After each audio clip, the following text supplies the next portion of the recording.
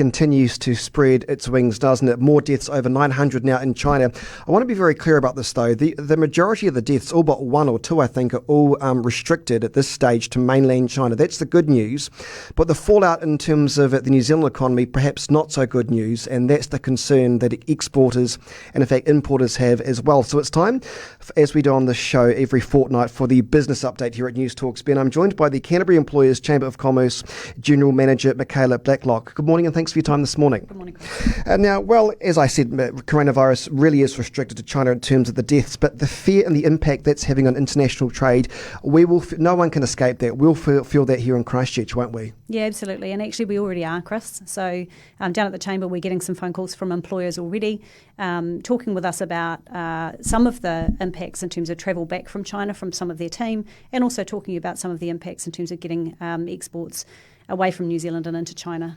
So is it fair to say that Christchurch businesses, are they nervous? Are they getting a bit stressed about the potential forecast?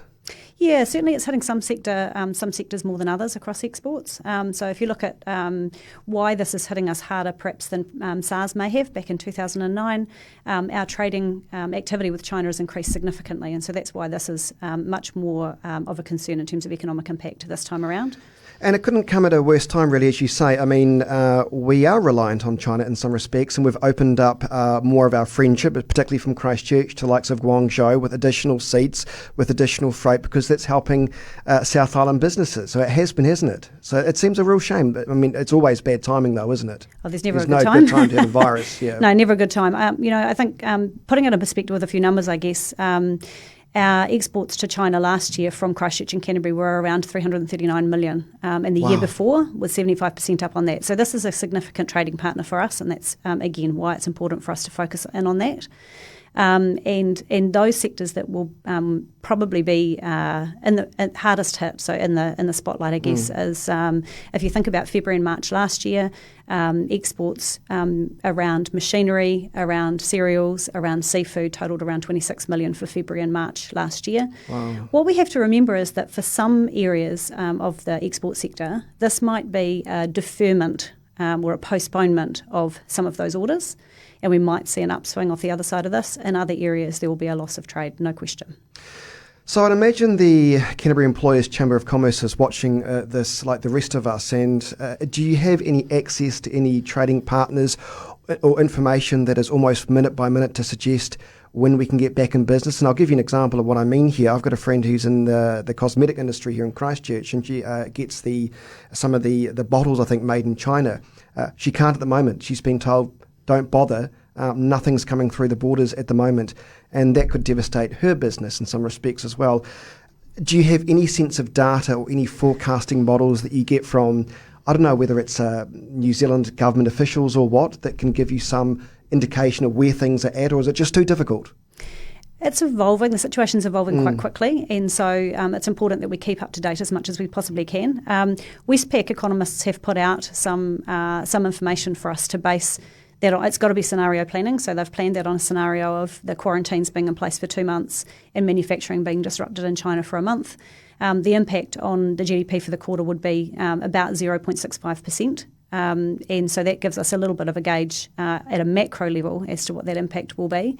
For individual employers, the impact for individual employers and modelling that needs to be done on a case-by-case basis. And we certainly encourage business owners to get in contact with the Chamber. The bigger, the more detailed picture we've got, the better the conversation we can have through our networks, through Business New Zealand and Export New Zealand, to be able to provide that information into central government so that it can inform decision making, and we can. The more we share information together, the better picture that we'll all have.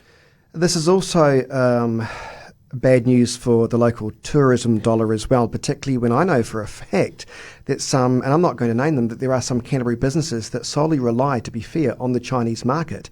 What are they going to do? What can they do? Do you expect there may be some government packages that may be looked at, or do you think this is a scenario that, whether we like it or not, we always have to plan for, and so therefore we will have to weather the storm and just wait for that good news when it says on the media, we believe the virus has peaked?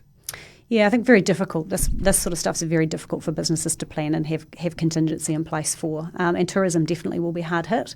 February is traditionally our busiest month for tourism in Christchurch and Canterbury.